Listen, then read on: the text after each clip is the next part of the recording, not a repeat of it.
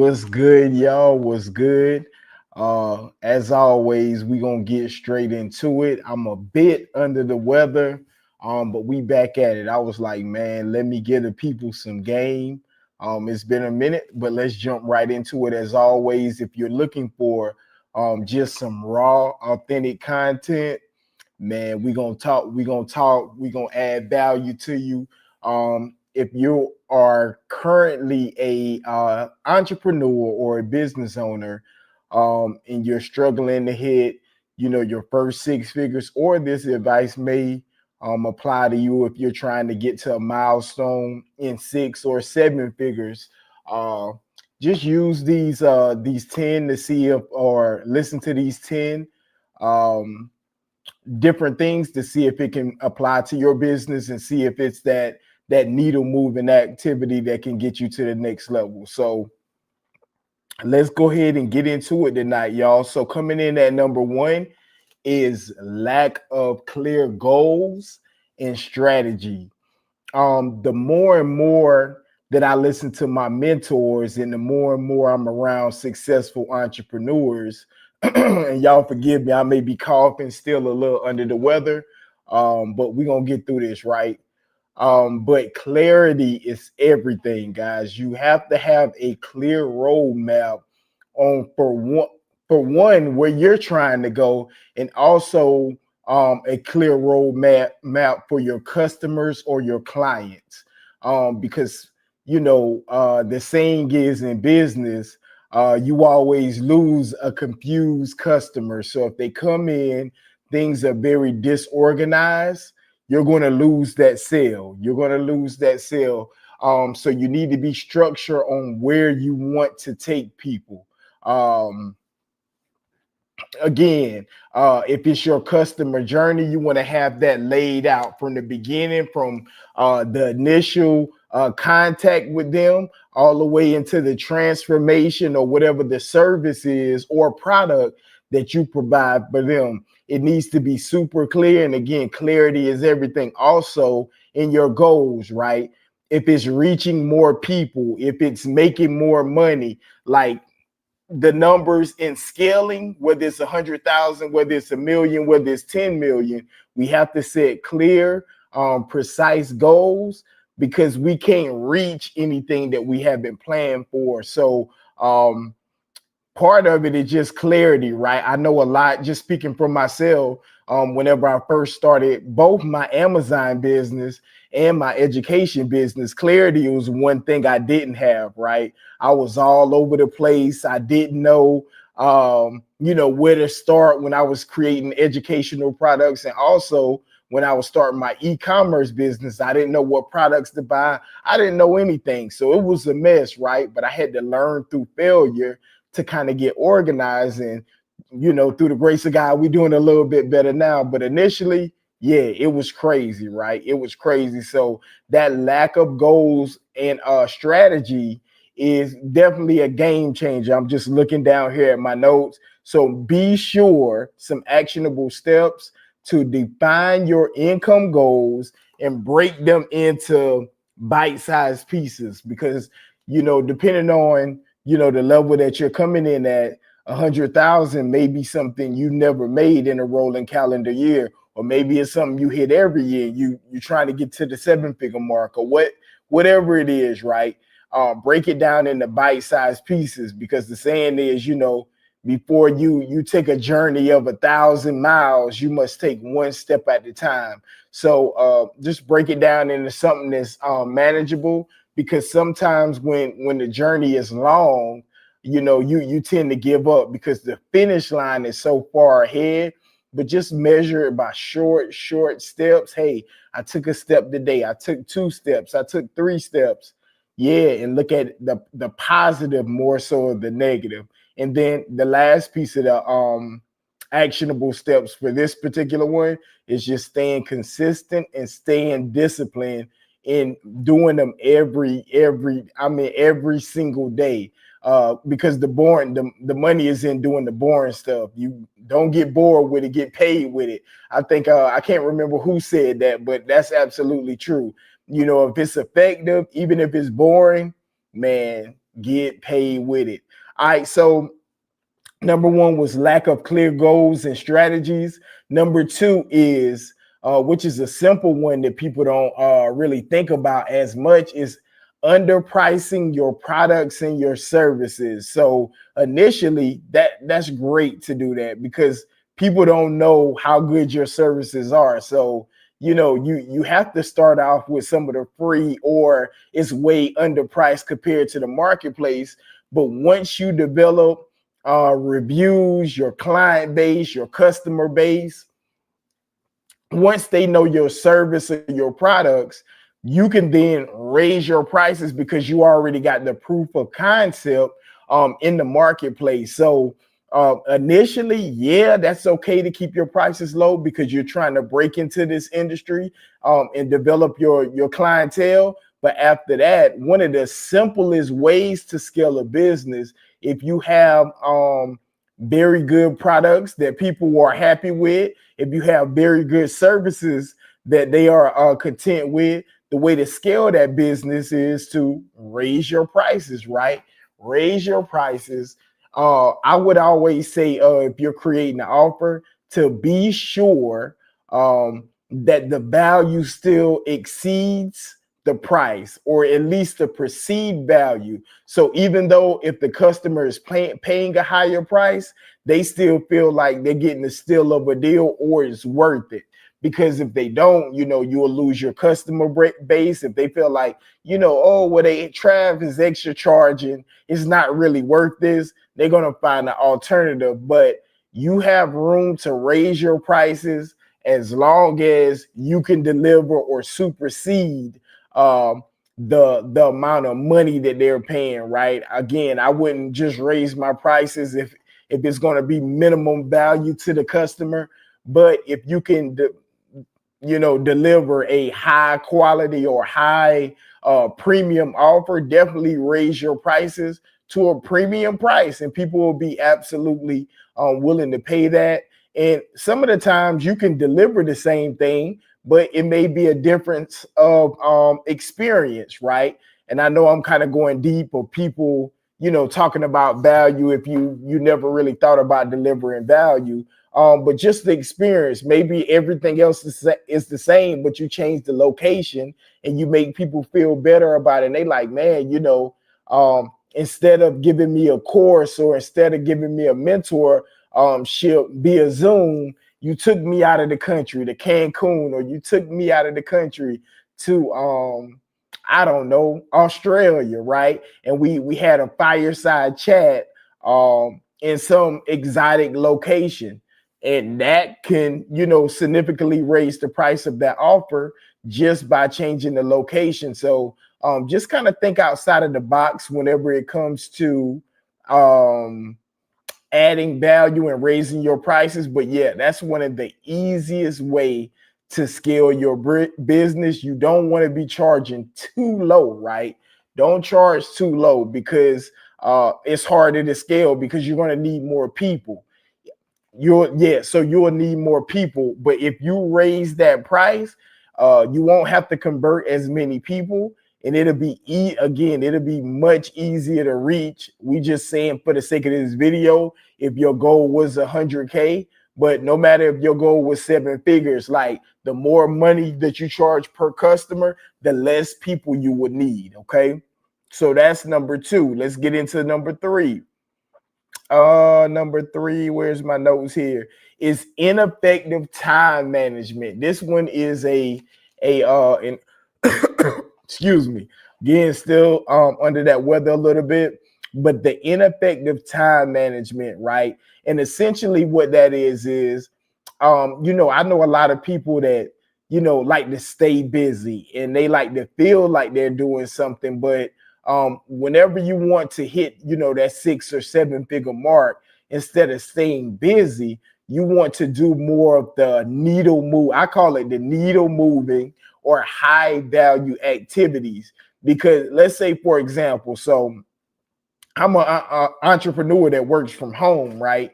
But let's say if I just spend all day, cleaning up and I don't know, washing clothes or something like that. like for my business, that isn't going to move the needle. Rather than doing a high value activity, like, okay, how can I get my VAs to be more efficient? Thinking on ways that okay, instead of them sourcing for an hour, maybe they do something else, right? Working on the business. You don't necessarily have to be working in the business. You don't have to be, fulfilling any orders or talking to any customers or anything like that. But just thinking how to get just a little bit better will move the needle. And I know that's a high value activity inside of my business. I'm just thinking as in terms of my education business, how can I make the process easier for the people that come into my world and want to make a full-time income working part-time hours? Like, what's something else I can add? What's some questions that they always have or what they're confused on? Like, that's the needle movement opportunities or activities that we need to be working on. So that time management is crucial. Why is time management crucial? And I think this is one of the top ones, is because time is our greatest asset. And you guys know that. I say that every video. Time is our greatest asset. So if we can manage our time, optimize our time, it can take us to a whole nother level, right? So don't mismanage your most valuable asset, because at the end of the day, money is finite, and we want to use to the best of our ability, or use very efficiently the time that we have to only dedicate it or put it on high value or needle movement activities. Okay. All right. Number 4, we have poor marketing and branding. Man, and this is mostly for newer entrepreneurs. They don't feel like they need to. And again, let me speak for myself first, because I was definitely guilty of this. I didn't really feel like I needed a brand, especially with Amazon, because they already had a brand. And I feel like I didn't need to market because Amazon already done all the marketing. But man, building a brand, just talking with a lot of high level entrepreneurs, building a brand is crucial, right? Because it can separate you or exclude you from becoming a commodity. What's a commodity? That's something that people can go and get from anywhere. So if you, let's say, for example, if you were selling shirts or something, right? If it's no brand on that shirt, they say, oh, well, I'm gonna just get the cheapest one. But whenever you develop a brand, they say, hey, I want this Louis Vuitton shirt, or I want this, Versace shirt or Gucci shirt or whatever. That's the brand. That's why people are willing to pay $2, $3, $4, $5,000 behind the brand rather than the actual shirt. So that's the value in developing the brand. It doesn't matter what everybody else is doing. This is my brand, whether it's a premium brand or whatever that resonates with your customer base. It could be a game changer. All right. The next thing we have here is fear of delegation. And this is a crucial one because a lot of new entrepreneurs, once they find something that works, they like to fall in love with the business, right? They like, man, I could delegate, and delegate is just letting somebody else do it, or paying a worker or a physical worker or a virtual assistant to take over that specific task or job for you. But some of the times, I can tell mostly a new entrepreneur when they say, well, I would rather do this part myself, or I would rather do this myself, which again, there's nothing wrong with that. But that alerts me that they're mostly a new entrepreneur because they don't understand the value of their time, and they don't understand that they need to be only doing high value activities rather than, doing the little things, because that could be one of the bottlenecks that has hindered you from scaling up to hit those 6 or 7 figures, is because you're trying to do everything yourself. But once you start to outsource some of the smaller tasks, again, like we talked about, some of the small value tasks, whether it's checking emails or whatever like that, whatever small value tasks or small value activities inside your business, it'll free you up to start again working on the business and not in the business. So the delegation, I know, you feel like, especially if it's your first business, it's your baby, but sometimes we need to take our hands off of it because it's stagnating our growth. Because we have to realize, I mean, you can grind it out. Really, honestly, you can grind it out and hit your first 6 figures, but yeah, it's gonna be ugly. You could just do it with willpower, honestly. But to grow to 7 figures, you're gonna need a team, you're gonna need other people. And really, that's the easier way to do it, by leveraging other experts and building a team, because you can't do it yourself, and you shouldn't want to. Once you get to that level, you should understand again the value of your time, so that you don't have to work till you get sick, or take away from memories or experiences that you may be having with your family or your friends, because you're working all the time. So once you start to understand the value of your time, you will happily pay an expert or somebody else to say, hey, can you, I call it collapsing time frames. Can you collapse these time frames for me? Because I understand that time is my most valuable asset, and help me get to my transformation faster.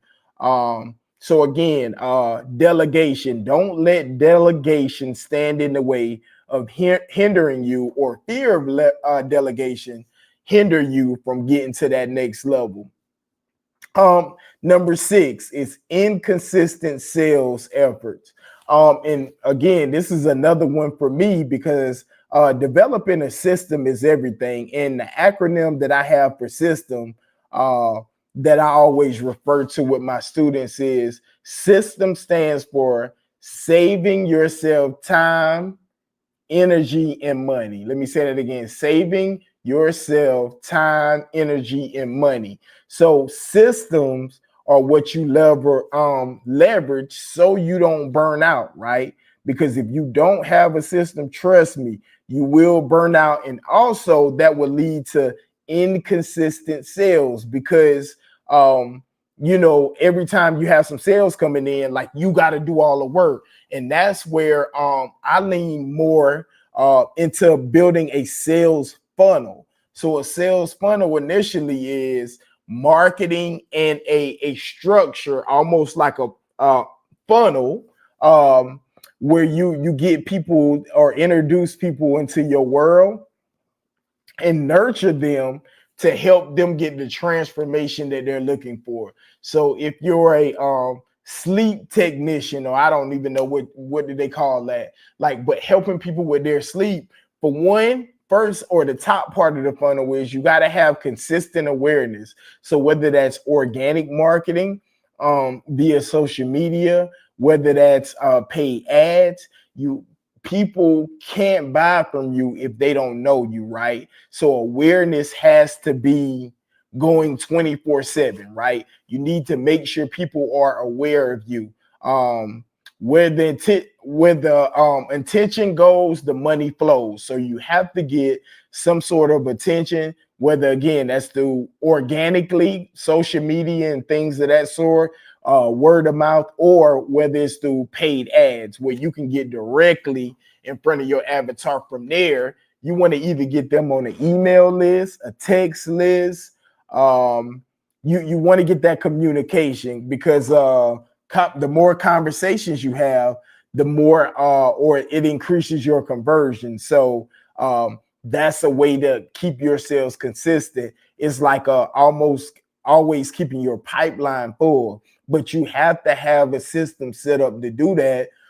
Because if you just go on, oh, well, I hope I get some sales today. Nah, you need to know, hey, if I reach 1,000 people, I can convert 10% of them. So 1,000 people, 10% of 1,000 would be 100 people. So that'll give you, on average, right? Of course, we don't ever know the number down to the T, but whenever you set up this sales system, you say, hey, I got my copy right, I'm speaking to the right person. whenever I run this ad and I reach 1,000 people, I'm going to convert 100 of them. And whatever your offer is, or whatever amount that you have on your offer times 100, you can know that that money is coming in, right? Because we can't scale chaos. Travis, what does that mean?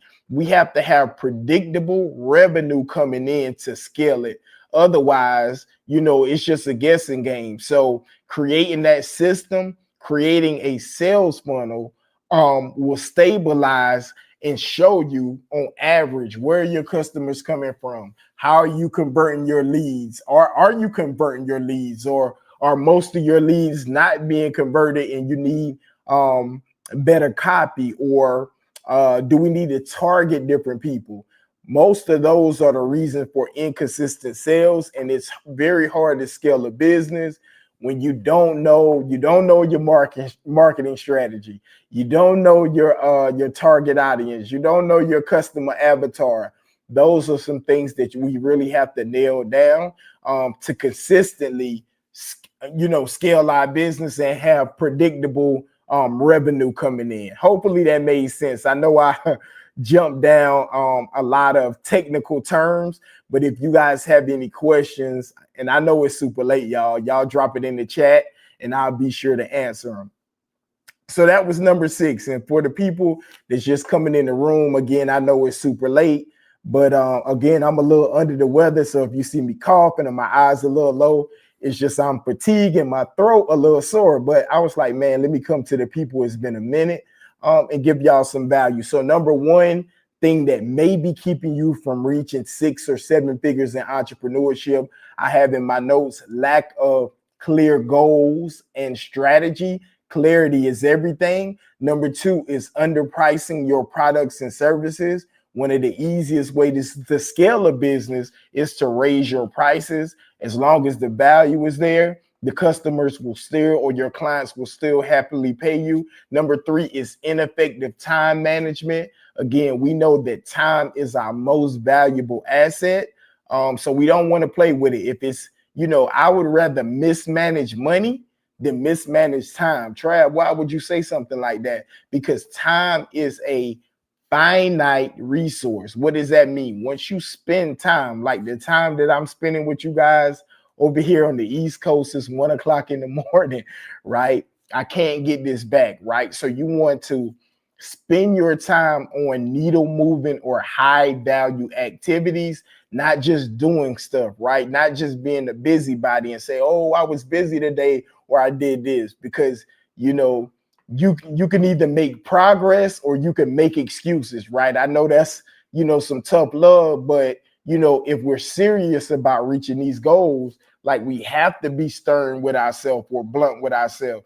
We either making progress or we making excuses. There's no in between. So we have to utilize our time very strategically and efficiently to help us scale to that next level. Number 4 I had was poor marketing and branding. Marketing is everything. And again, like I mentioned before, a lot of new entrepreneurs don't feel like they need to spend in marketing, right? But marketing, it's a crucial part of the business, and it definitely helped me scale my business by willing to spend money in ads, in partnerships. Man, yes, marketing to grow your business, because if you have the world's best kept secret, if nobody knows your secret, you'll never be able to share it with the world. It's not going to do you any good. It's not going to be profitable. You have to get your message, your product, your service out to the world. So that costs, right? These other people that built these large platforms, the Facebooks, the TikTok, and TikTok might be out. I got a lot of engagement from that specific post on Instagram. You have to spend money to get your stuff out there. You have to be willing to bet on yourself. So once you do it the organic way, if you do have limited capital and you validate your offer, you like, look, this is specifically who I want to serve. And it doesn't have to be information. You don't have to be selling the course. It could be a product. It could be a service, but whatever specific product problem that you're solving for your audience, validate it. Make sure you can deliver that transformation. Make sure they're happy with it, right? Then, hey, go ahead and bet on yourself. I don't care if it's $5, $10 a day. Start putting money because you want to get in front of more of those type of people who you're targeting. Okay, so marketing is everything, branding is everything.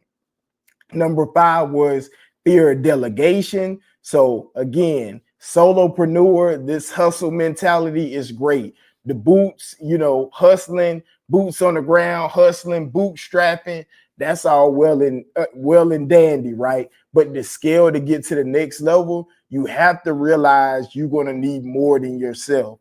You're not going to be able to do it a one man band, a one woman band. To scale, you're going to need other people. So it's okay to partner with other people. It's okay to leverage their expertise. That's what kept me stagnant for so long. I'm like, man, they can't do this part better than me, right? I had that attitude that, they just gonna mess it up. I just do it myself. And it kept me in the same spot for a long time, causing burnout, causing health problems and all kind of stuff. So don't go down the road again that I went down. Learn from my mistakes.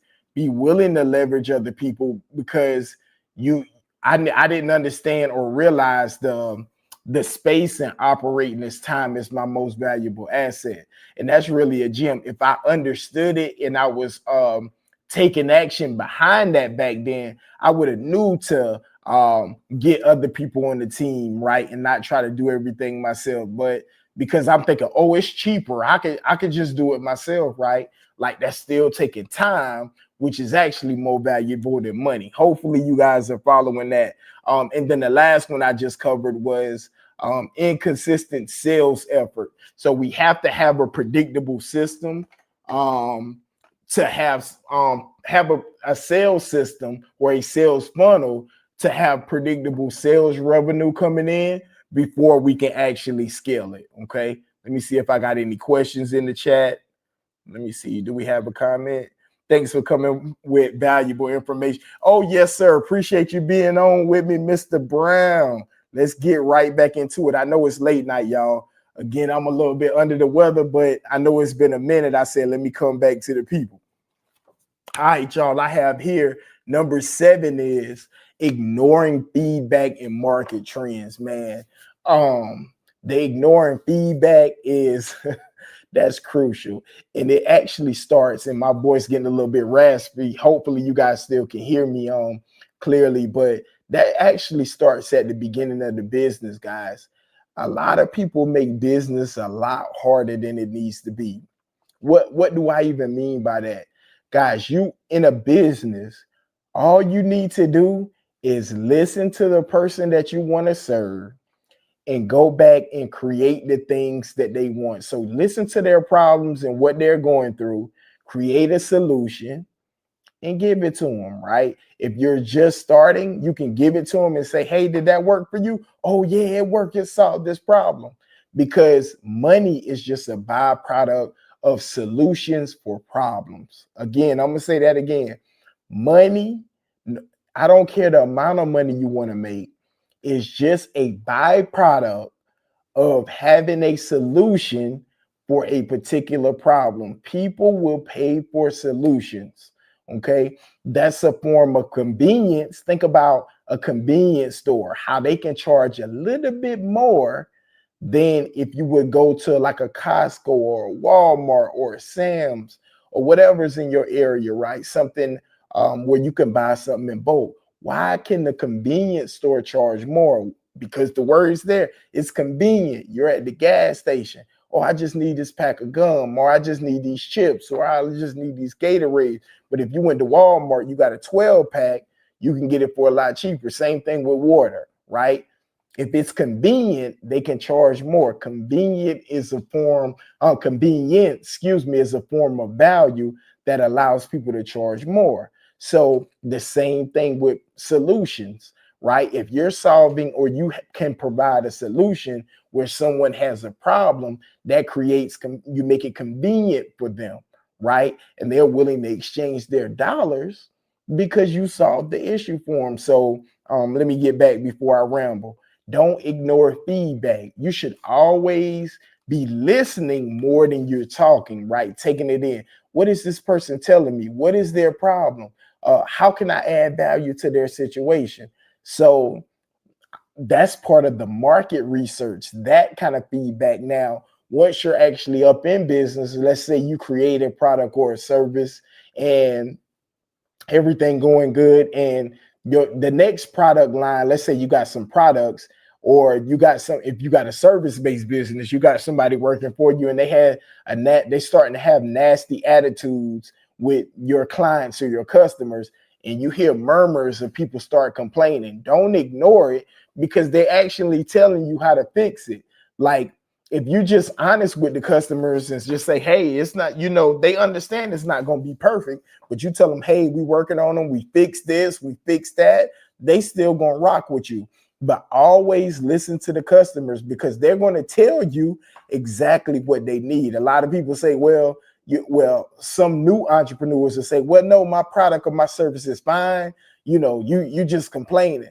But actually listen. The dollars in the making money is in listening, right? They may complain, and you may have some bad customers or clients sometimes, but for the most part, if everybody is saying the same thing, right, take that feedback as constructive criticism, because it will make you a lot of money. And once you get that constructive criticism, man, take it, get that solution, fix it, and come back and say, hey, well, we actually have a service or a product to fix that. And then boom, you off to the races. So definitely don't ignore feedback, because not only will it keep you stagnant or keep you from reaching whether you want to make 6 or 7 figures, it could potentially run you out of business and take you out of entrepreneurship, because we only get paid as far as the convenience or the solutions that we add in the marketplace. So if you're not providing the solution, there's no reason for anybody to pay you.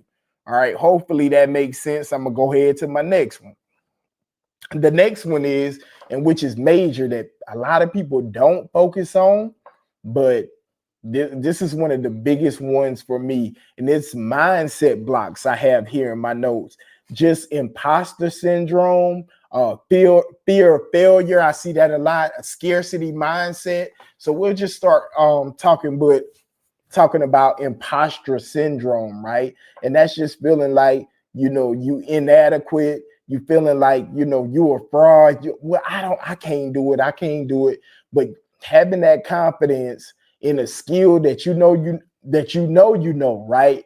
That it's just that almost going into that fear, like, man, I ain't gonna be good enough. I'm gonna be stumbling over my words, or whatever the case is, whether you present, whether you are stumbling over your words, like I do on YouTube and my trainings and stuff all the time. But when you know stuff, you know it. So it doesn't really matter, how it comes across. You have that confidence through experience, right? It's not through theory, it's through through experience. So yeah, that mindset, you got to know beyond a shadow of a doubt that, hey, you add in value, you know what your value is, and you know exactly who you want to serve. So that mindset can either, like we used to say back in the day, it can make you or break you. And hopefully it makes you, because confidence is definitely a key piece. Having a positive mindset, not a woe is me mindset where, oh man, all this stuff going wrong, this, that, and the other. Because entrepreneurship, sometimes it can be a roller coaster. I'm in my 15th year of entrepreneurship, and every day isn't always good, right? You're not gonna have all those excellent days all the time, but it's the trade-off for the freedom that you get, right? You're not gonna have to answer a boss, right? You get up when you want to, you come and go as you want to, whatever. So it comes with that freedom, but it's not gonna be perfect. A lot of people think, well, I'll be making X amount of dollars every day. Life is gonna be perfect, this, that, and other. It's not. You still gonna be dealing with different issues. It may not be the same issues you had before, but it'll be different issues. All right. But your mindset has to be strong and saying, hey, I'm gonna get this thing regardless of what comes my way. I'm fixated on getting this thing done. And once you put your mind to it, it's real funny. The body or the actions follow. So protecting that mind is everything. And also, I want to recommend. I'm not an affiliate, or don't have an affiliate link to this book. If you guys want to check out a great book about mindset to put you on point, it's called Outwitting the Devil by Napoleon Hill. So most of my mentees or the mentees or students that have problems or issues, I ain't want to say problems because everybody got problems, right? Some type of problem. Nobody's perfect, but just they're struggling with mindset. I like to recommend a book, whether you want to do the audio book or you want to read through the physical book. It's by Napoleon Hill, and it's called Outwitting the Devil. And I try to read it, I say 2-3 times a year. You need to go back because after a while it can wear off, but and I don't want to spoil the book, but that's one of them ones, right? If you're looking to change your mindset, I need you to go through the book Outwitting the Devil by Napoleon Hill. Let's move on to the next one. All right. The next one is not leveraging automation.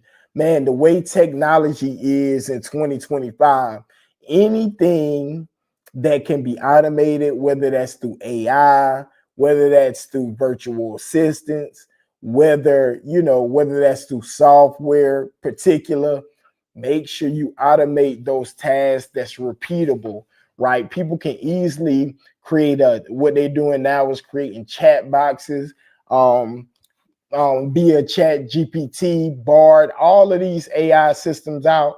And I mean, you can go to some place like fiverr.com and get somebody to easily make you a software or code or a GPT to automate some of these tasks, whether it's a customer service agent. So yeah, make sure write down any task you like. Okay, well, every day I have to do X. Every day I have to do X, and see which tasks can be automated via software, or AI or virtual assistants or whatever, because you have both, technology, I call it technology automation and human automation. Either way, if it can be automated, almost to the point when we were talking about delegation, same thing, make sure to do that, right? Because why? Time is our most valuable asset. And then the last point I wanted to talk about tonight is lack of focus, right? And focus is a word that I use all the time in my training. And that's the acronym that I use, the word I use as an acronym that stands for following one course until successful. Man, it's so many shiny objects out here. It's so many distractions, man. Social media is like I don't know. I don't know. You can find yourself just scrolling the death scroll, just scrolling for hours, watching entertainment videos, watching, I don't know, all kind of different things that pop up. And I gotta sneeze. Is it gonna come out? Yep. So y'all know this live because I can't get my sneeze out. Maybe it will come out in a minute. But social media is definitely a distraction. Just keeping you off the path on where you need to be, because instead of operating in your purpose, you concerned with what everybody else is doing, right? And I think it's always a place for entertainment. I'm not saying we shouldn't be entertained and relax sometime and do some other things, but social media, we looking who did what, we commenting on this, we liking this, we sharing this, and that's all well and cool, but is it worth the sacrifice of you not hitting your goal? How important is your goal to you? Well, we should be doing a high value activity. We're doing a low value activity, right? Is it important that we tell everybody on our social media happy birthday and this, that, and other? Yeah, I hope everybody has an excellent birthday. I really do. But if our purpose is to help more people or to serve, or your purpose is a financial goal, we have to use our time efficiently. And I think, that's a place that sometimes I fall short. And I wanted to share with you guys just to challenge yourself. Are you falling short in that area? And I know one of my mentors said something was real crucial. You know, sometimes it could even be with valuable content. What do I mean by that? Like, even if you're watching something as of value, do you hide behind the information and not take action? Right? How many YouTube videos can we watch? How many courses can we take? How many mentors can we have? We like, I just need a little bit more info. But when are we going to take action, right? Because the action is the needle moving activity. It's never going to be perfect, right? And how you move forward. One of my business partners always say his thing is imperfect action. Imperfect action is the way to go. So even if you don't know everything, you move forward with what you got and you continue to learn along the way. Because seemed like at one point, I would say probably over a decade ago now, I would be like, man, I would start this, but I just gotta, I don't know how this works. I need one more thing. I need what, and I found out I'm just really hiding behind the information. So the information that I'm learning is valuable, but I'll just go from one course to one mentor to the next to list. Oh yeah, let me listen to this. Let me listen to that. Like taking action to actually get results is crucial, right? And I would love for you guys to, watch all my social media and stuff. But the ultimate mission is to get you results. So if that's in the sacrifice of not watching me or not watching whoever, the ultimate goal is to get that transformation. Because if you're watching me, whoever that you are, wherever that you are, it's late night on the East Coast, is that you want to increase your finances. So what I try to do is come here and give you guys strategy on stuff that worked for me and maybe some experiences that I had along the way where I messed up so that you guys can actually save your time. Because if I already went through it, it doesn't make sense for you to still have to go through it, right? Leverage my time and you use your time more efficiently, right? So again, hopefully you guys enjoy this live. Hopefully I'm feeling better. And I'll come back again tonight because it is January the 15th now. And we'll talk on another topic tonight. So if you guys have any topics you suggest, just drop it down low. And hey guys, I should see y'all soon. I'm gonna get some rest, take some medicine. Y'all be blessed. Thank you. Solid steps to wealth. No problem. See you soon. Y'all have a blessed night. Love.